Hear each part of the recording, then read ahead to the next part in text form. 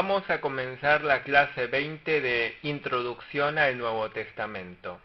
Es la última clase. Hoy vamos a estudiar sobre Apocalipsis. Apocalipsis es el libro más difícil de interpretar de la historia de la Iglesia. Muchas personas interpretaron mal las palabras del Apocalipsis y cayeron en herejías y falsas doctrinas. Hoy en día también hay muchas falsas doctrinas. La razón por la que este libro resulta difícil es por su género literario.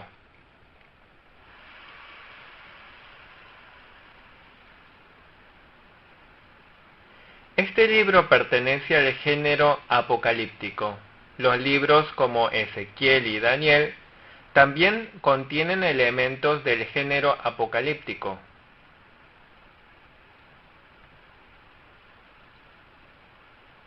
En el género apocalíptico se usan muchas clases de símbolos e imágenes.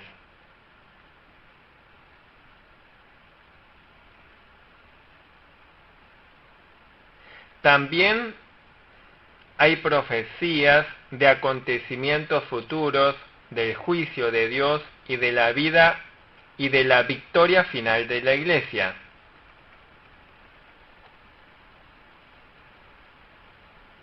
Hay varias opiniones sobre cómo interpretar cada símbolo e imagen.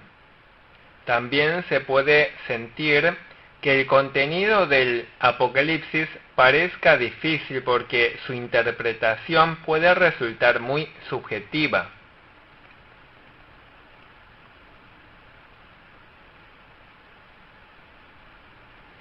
A pesar de eso, no debemos escaparnos de este libro, sino leerlo más diligentemente y aprender. El apóstol Juan escribió este libro diciendo: Bienaventurado el que lee y los que oyen las palabras de esta profecía y guardan las cosas en ella escritas. Capítulo 1, versículo 3, capítulo 22, versículo 7. El autor de Apocalipsis es el apóstol Juan. Capítulo 1, versículo 4, versículo 9, capítulo 22, versículo 8. Capítulo 1, versículos 1 al 4 revela el nombre del autor. El apóstol Juan recibió las palabras de esta revelación mientras estaba exiliado en la isla de Patmos durante la persecución del emperador Domiciano, año 81 al 96 después de Cristo.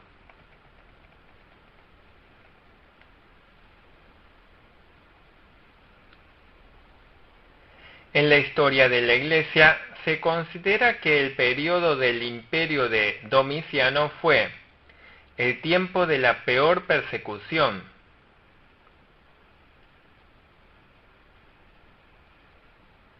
Durante el imperio de Domiciano apresaban y encarcelaban a los líderes cristianos.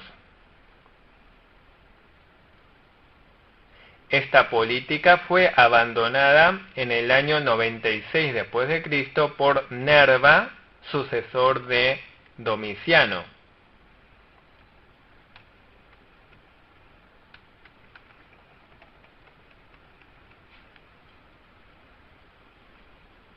Por eso se considera que el libro de Apocalipsis se habría escrito entre los años 94 al 96 después de Cristo, durante la persecución de Domiciano.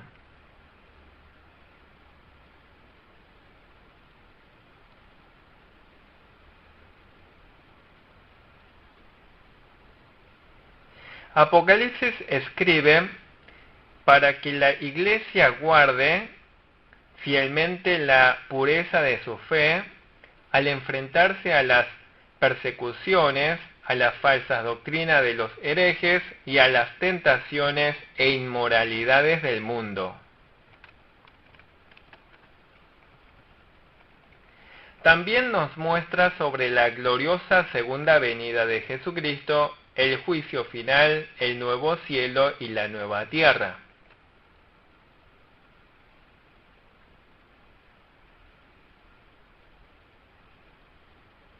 ¿Por qué muestra estas visiones? Estas visiones son para alentar a los cristianos a vivir pacientemente y con esperanza en medio de las tribulaciones del mundo.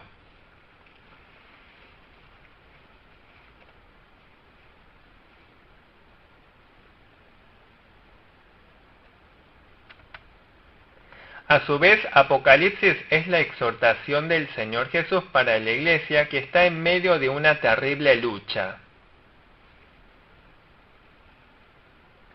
Es la promesa del Señor para los creyentes que soportan hasta el fin. Al mismo tiempo, es una advertencia de juicio contra el mundo babilónico y contra los que pertenecen a él.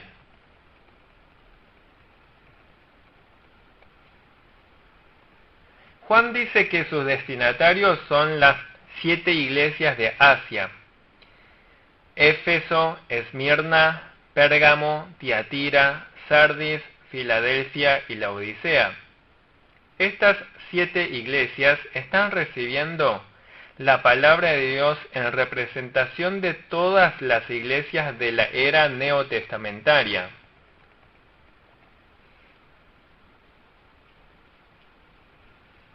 Es como cuando Timoteo, representando a todos los cristianos, recibió las epístolas primera y segunda de Timoteo. Del mismo modo, las 7 iglesias están recibiendo la carta en representación de toda la iglesia.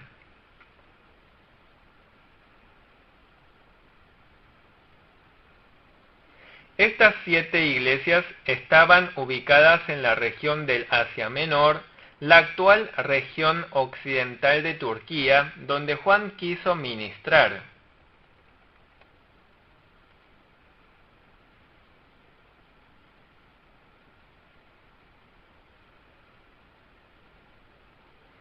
Las reprensiones y exhortaciones de Apocalipsis capítulo 2 y 3 para las 7 iglesias muestran cómo debe ser la iglesia en el mundo.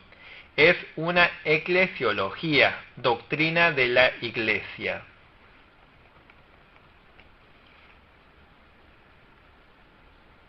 El Señor Jesús muestra y revela cómo debe ser una verdadera iglesia. Si leemos Apocalipsis capítulo 2 y 3, nos revela cómo es la conducta correcta de los cristianos y la iglesia en el mundo. Además, nosotros debemos esforzarnos con la mentalidad reformada.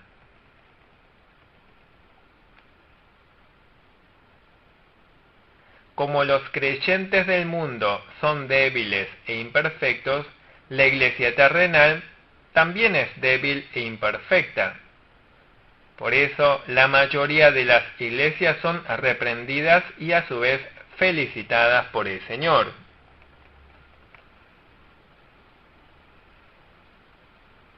Todas las iglesias de la tierra deben esforzarse por no ser reprendidas por el Señor. En especial, todas las iglesias de la tierra ya estaban sufriendo la persecución. Capítulo 1, versículo 9, capítulo 2, versículo 9, capítulo 3, versículo 9. Ahora se aproximan mayores persecuciones. Capítulo 2, versículo 10, capítulo 13, versículo 7. De este modo, la iglesia en el mundo está inmersa en incesantes tentaciones y ataques del mundo y Satanás.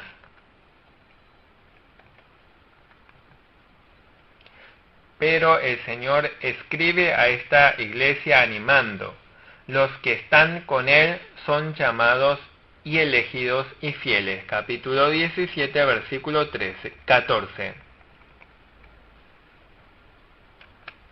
¿Cuál es el corazón del mensaje de Apocalipsis?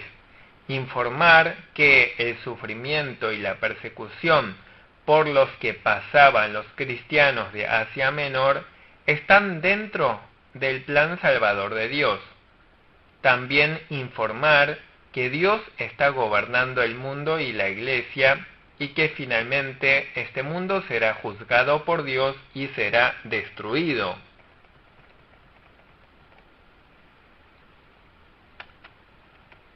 Primero, el Señor está mostrando la imagen de la Iglesia celestial.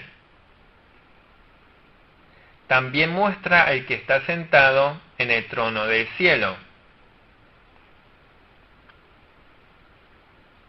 Los capítulos 4 y 5 muestran la verdadera imagen de la Iglesia, su poder, su gloria, su identidad y su bendición.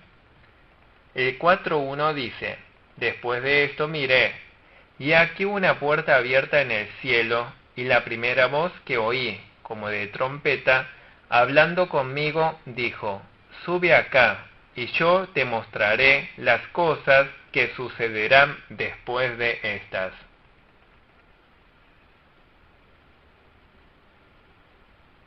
El Señor muestra el cielo y la gloria del Rey eterno que está en el trono del cielo. Alrededor del trono 4 seres vivientes, o sea, ángeles que sin cesar cantan diciendo: Santo, Santo, Santo es el Señor Dios Todopoderoso, el que era, el que es y el que ha de venir. Versículo 8. También están los 24 ancianos, o sea, los creyentes, que representan a todos los creyentes del Antiguo y Nuevo Testamento.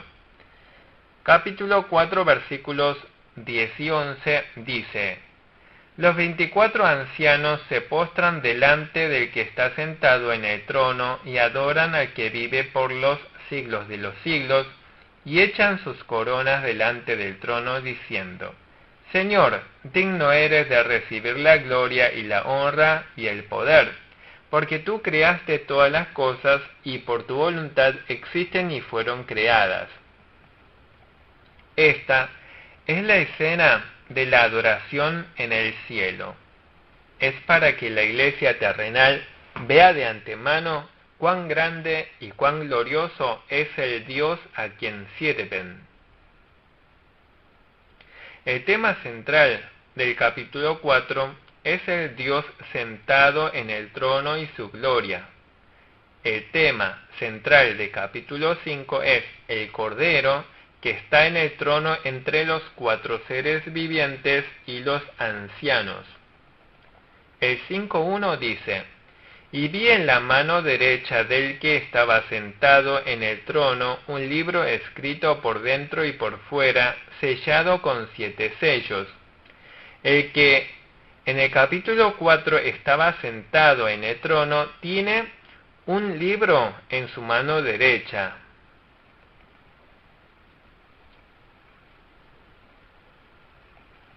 El libro tiene 7 sellos.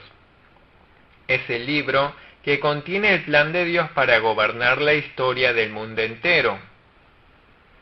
Juan deseaba intensamente conocer el contenido del libro, el plan del gobierno de Dios, pero llora porque no se halla nadie digno de leer el libro. El 5.4. Juan deseaba conocer la voluntad de Dios y su plan de gobierno. Entonces el 5.5 dice: Y uno de los ancianos me dijo: No llores, he aquí que el león de la tribu de Judá, la raíz de David, ha vencido para abrir el libro y desatar sus 7 sellos.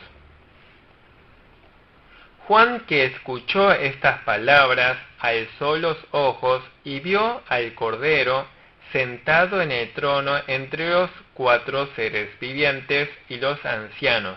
5.6. Este Cordero es el Cristo que había sido inmolado. Es el mediador entre Dios y la Iglesia, es el Dios Hijo y la cabeza de la Iglesia.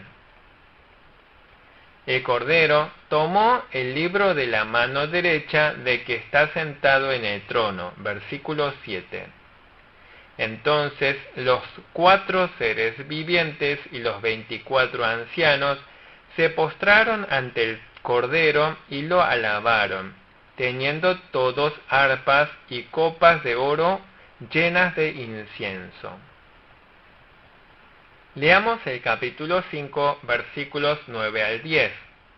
Y cantaban un nuevo cántico, diciendo: Digno eres de tomar el libro y de abrir sus sellos, porque tú fuiste inmolado, y con tu sangre nos has redimido para Dios, de todo linaje y lengua y pueblo y nación, y nos has hecho para nuestro Dios reyes y sacerdotes, y reinaremos sobre la tierra. Las multitudes de ángeles, que eran millones de millones, cantaban alabanzas. Versículos 12 y 13, que decían a gran voz: El Cordero que fue inmolado es digno de tomar el poder, las riquezas, la sabiduría, la fortaleza, la honra, la gloria y la alabanza. Y a todo lo creado que está en el cielo y sobre la tierra y debajo de la tierra y en el mar, y a todas las cosas que en ellos hay, oí decir: al que está sentado en el trono y al Cordero sea la alabanza, la honra, la gloria y el poder por los siglos de los siglos. Dios sentado en el trono celestial y el Cordero, Cristo, que está en el cielo, reciben toda la alabanza y toda la gloria. Las iglesias que están en la tierra ven claramente la gloria de Dios a quien servimos. Desde el capítulo 6, Cristo el Cordero quita uno por uno los sellos del libro que está en la mano derecha de Dios y da a conocer el misterio de la voluntad de Dios.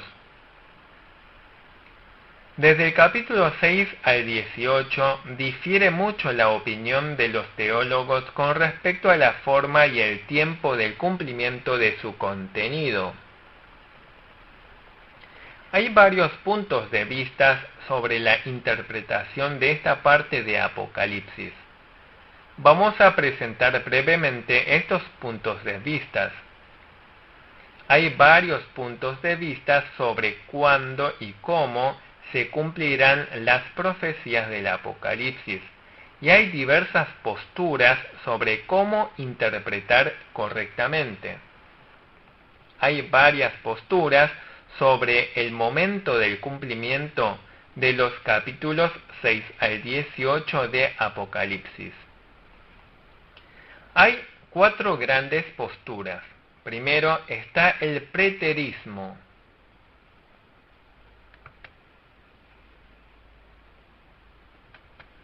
Según esta postura, las profecías del Antiguo Testamento ya se cumplieron en la destrucción de Jerusalén y en la destrucción del Imperio Romano.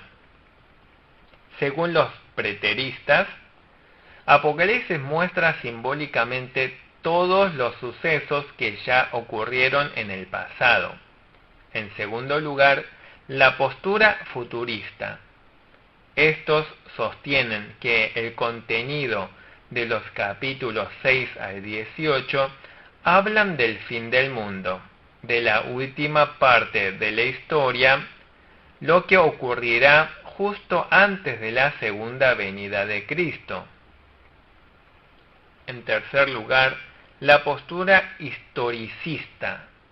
Estos sostienen que las profecías del Apocalipsis describen en orden cronológico de la historia todo lo que sucederá desde el primer siglo de la Iglesia primitiva hasta la segunda venida de Cristo. Según estos historicistas, Apocalipsis capítulos 2 y 3 se refieren al comienzo de la era de la Iglesia, el siglo I, y el capítulo 19, versículos 11 al 21, se refiere a la segunda venida de Cristo, y todas las demás profecías del medio tienen que ver con la historia de la Iglesia y del mundo. En cuarto lugar, la postura idealista. La postura idealista considera que todas las visiones y símbolos del Apocalipsis describen la guerra espiritual y los fenómenos que se repiten a lo largo de todo el periodo de la Iglesia, en vez de tratarse de acontecimientos concretos del futuro. Es cierto que los símbolos del Apocalipsis son fenómenos repetitivos. A su vez, en los capítulos 18 y 19, a medida que se aproxima el fin de la historia, estos fenómenos aumentan en su intensidad. En cuanto a lo temporal, las profecías del Apocalipsis tienen partes que se cumplieron en el pasado y también hay profecías que están por cumplirse en el futuro. Hay que recordar la verdad básica de que la palabra de Dios es necesaria para todas las épocas y para toda la Iglesia. Entonces, las profecías del Apocalipsis describen los sucesos mundiales desde la primera venida de Cristo hasta la segunda venida de Cristo. Además, muestra la imagen de la Iglesia en forma universal que abarca a todas las épocas. Por eso, debemos afirmar que la postura idealista es la postura más básica del Apocalipsis. Pero no significa que la postura preterista, la postura futurista y la postura historicista estén totalmente erradas. Es claro que Apocalipsis comienza desde las 7 iglesias de Asia Menor, de la iglesia primitiva, y se dirige hacia el fin de la historia. También tiene un aspecto histórico que se repite más intensamente. También es claro que tiene un aspecto futurista. Apocalipsis se dirige hacia el futuro, provee la esperanza de contemplar el futuro, las bodas del Cordero, capítulo 19, versículos 6 al 9, la segunda venida de Cristo, capítulo 19, versículo 21, y la Nueva Jerusalén, capítulo 21, versículo 1, hasta el capítulo 22, versículo 5. Ahora veamos detenidamente el contenido de los capítulos 6 al 18. Desde el capítulo 6 hasta el 18 se registran 3 series de juicios: los sellos, las trompetas y las copas. En cuanto al contenido de los capítulos 6 al 18, el mensaje se centra en la repetición. El capítulo 6 revela los misterios que se manifiestan cuando Cristo el Cordero quita desde el primer sello hasta el sexto sello de entre los 7 sellos del libro que está a la diestra de Dios. Este libro sellado representa el plan salvador de Dios y el plan del gobierno de Dios sobre la historia.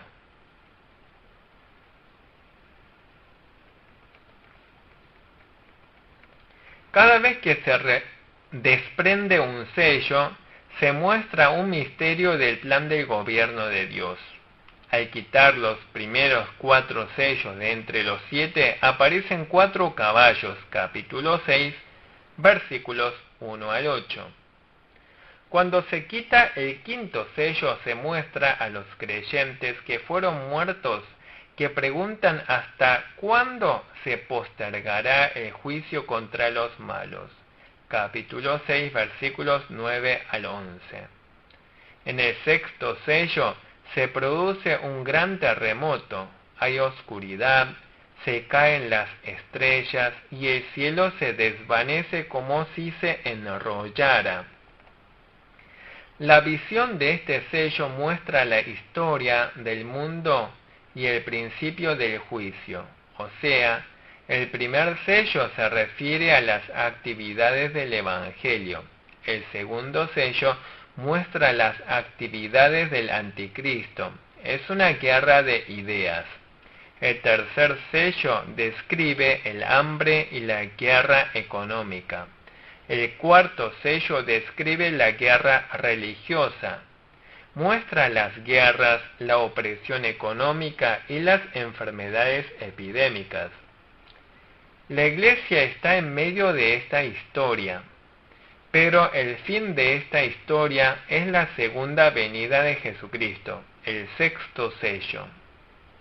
Por eso, el capítulo 6 de Apocalipsis muestra a los creyentes la clase de tribulaciones e historia que debe atravesar la Iglesia terrenal y anima a tener en el mundo una correcta visión de la historia.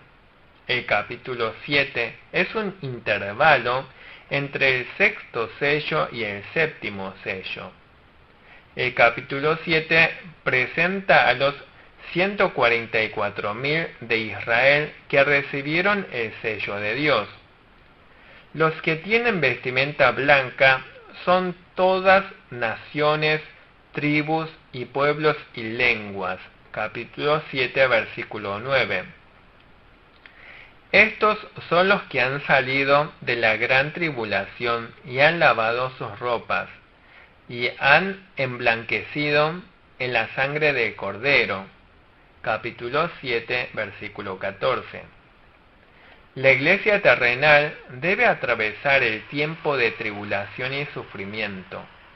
Los que atraviesan la gran tribulación con fe y santidad serán vestidos de blanco, alabarán y adorarán eternamente. Capítulo 7, versículo 10.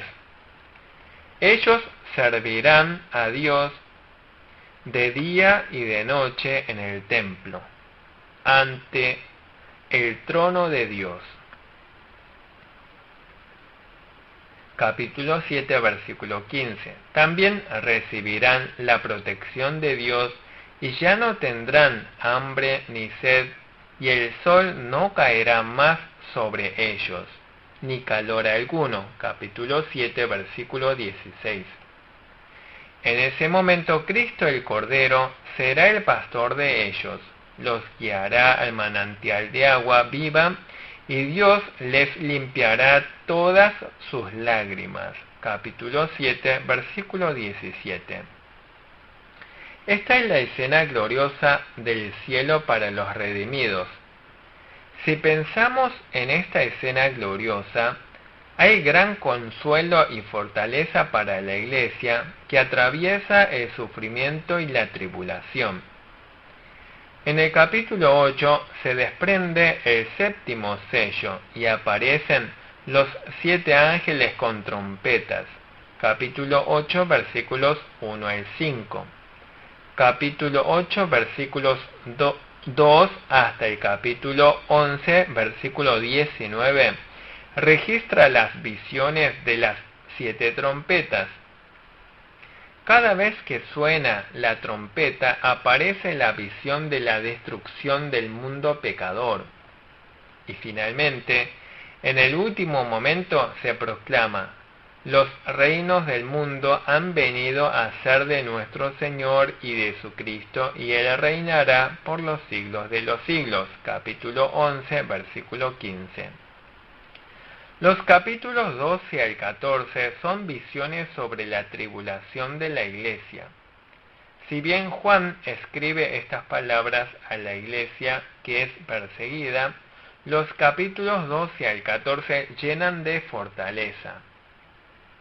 Aquí el apóstol Juan usa varios símbolos para describir la Iglesia y el mundo.